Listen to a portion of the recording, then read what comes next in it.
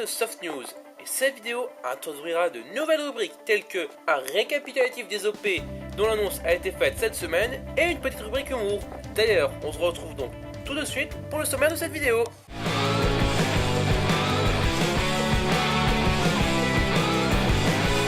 Donc, au sein de cette vidéo, on commencera par découvrir les nouveautés dans le domaine des répliques, puis direction le rayon des accessoires. On en profitera pour faire un crochet par les pièces d'upgrade. Nous irons découvrir les OP à venir. On se détendra avec une petite rubrique humour et je finirai la vidéo avec ligne de la semaine. Mais avant d'en arriver là, partons tout de suite découvrir les nouvelles répliques qui nous attendent.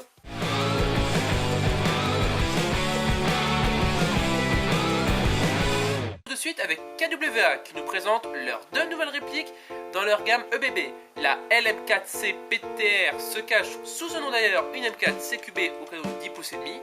La deuxième réplique est dénominée RM4 Scout et nous avons ici affaire à une M4A1 sous licence Madbull via PTS. Chez Madbull, on a le droit à une nouvelle vidéo de leur nouvelle réplique, un Barrett M107. Ce dernier sera GBB-R. Cette réplique fonctionnera via un système de cartouches. Les dites cartouches seront alimentées en CO2.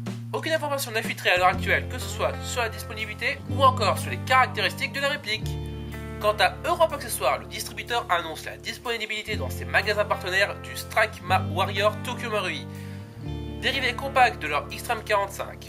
Pour Stark Arms, c'est l'arrivée d'une nouvelle réplique dans leur gamme Pro Tactical qui fait ici l'objet d'une analyse. Cette dernière serait alimentée par CO2 et serait livrée dans une mallette rigide.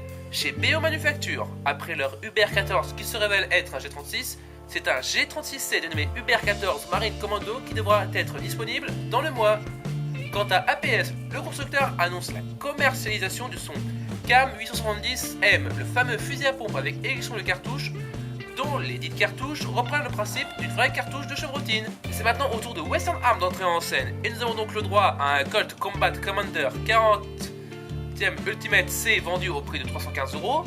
Ensuite, un Colt 1911 US Army 40 Ultimate C au prix de 322€, des Tussy Combat Commander Comp en finition Black et Dual au prix de 330€, et enfin un Snake Operator tiré de la licence Metal Gear Solid pour 288€. Quant à Cybergun, le revendeur nous présente de nouvelles photos de son prototype de FNX 45. Aucune information sur la réplique n'a filtré, mis à part une hypothétique date de sortie pour 2015. Huawei nous met en émoi en annonçant la date de sortie de son VSS pour ce mois-ci. Il serait pourvu d'un canon de 430 mm, recevrait une gearbox montée d'origine avec bearing de 8 mm et serait livré avec un chargeur iCap de 250 billes. Et comme pour chaque Shizuoka Obi Show, Tokyo Marui nous présente son habituel petit teaser avec visiblement au programme un Smith & Wesson MP9, un dérivé de Remington 870 avec pistol grip et deux armalites. Nos amis de Echo One quant à eux nous présentent leur nouveau fusil mitrailleur, la ZB30, et c'est cette dernière qui a inspiré les Anglais pour réaliser leur FM Bren.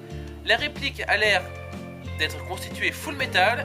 Les deux seules choses qui vont heurter les puristes, bien évidemment, c'est cette crosse polymère noire qui n'a rien à faire sur un modèle de ce type, car le modèle RS est pourvu d'une crosse bois, mais d'après certaines sources, Echo One a prévu de sortir une version imitation bois. Mais la deuxième chose qui fâche vraiment, c'est cet immonde rack piconné disponible en spare. Un coup à ce que l'ingénieur du modèle RS se retourne dans sa tombe. Et on finit avec Humarex qui nous présente sa nouvelle réplique chez BBR, un MP5K. Cette dernière serait full metal et aurait un soin tout particulier apporté à la finition.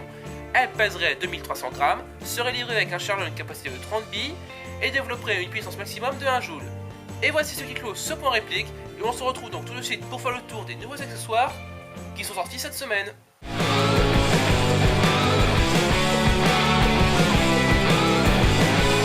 Au rayon des accessoires bien pratiques auxquels personne n'avait pensé, c'est PPS qui nous présente une très bonne chose pour les joueurs possédant des répliques CO2 qui flirtent les 400 fps.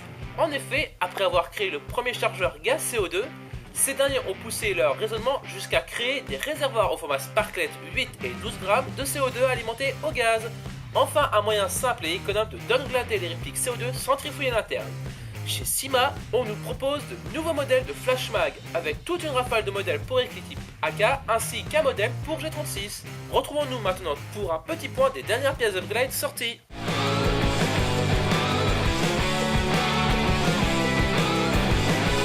Et c'est l'arrivée d'une nouvelle coque pour Gearbox V3 qui attirera votre attention ici.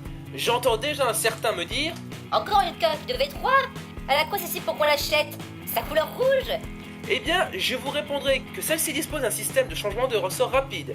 Elle sera livrée d'origine d'ailleurs avec des bearings de 8 mm et sera entièrement réalisée en aluminium, ce qui accroît sa résistance.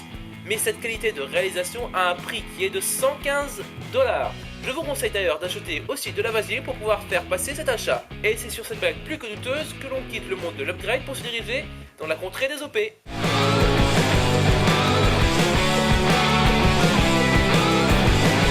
Avant de commencer, je précise que des liens qui vous redirigeront vers le post d'annonce des OP seront disponibles dans la description.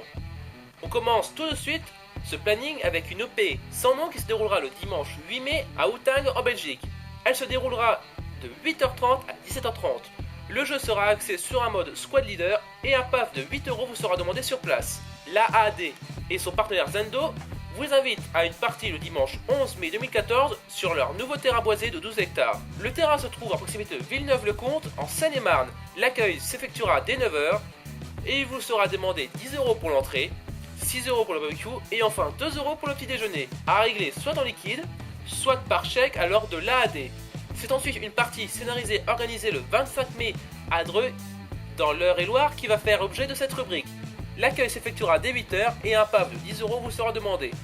Et je finis avec une partie qui se déroulera le 11 mai à Jumelles dans la Somme.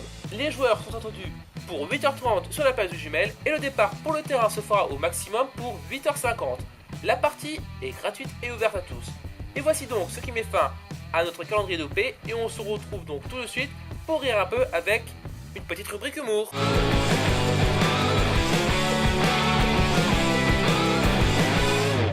Et on commence donc tout de suite avec la photo de la semaine.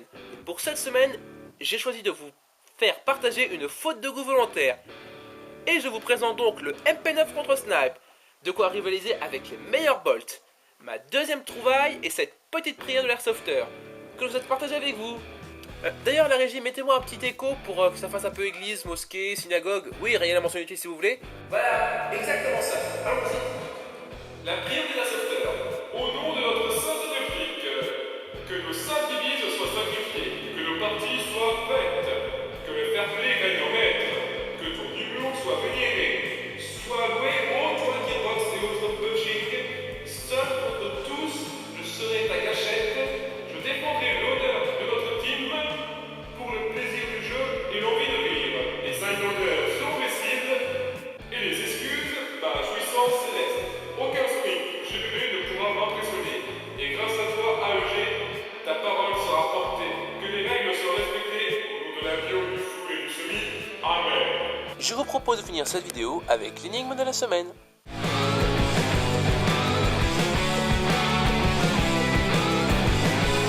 Et voici donc maintenant de quoi faire travailler vos méninges. D'origine allemande, je suis le premier pistolet mitrailleur entré en service dans la Bundeswehr. Je fus dérivé en 2 modèles qui ont pour principale différence la crosse. Je fus très peu utilisé car vite remplacé par mon successeur. Qui suis-je? Donc pour répondre, comme d'habitude, vous avez le choix entre un commentaire de cette vidéo ou alors la page Facebook. Et voici donc ce qui clôt cette vidéo et je vous dis à très vite pour la vidéo FAQ spéciale sans abonnés.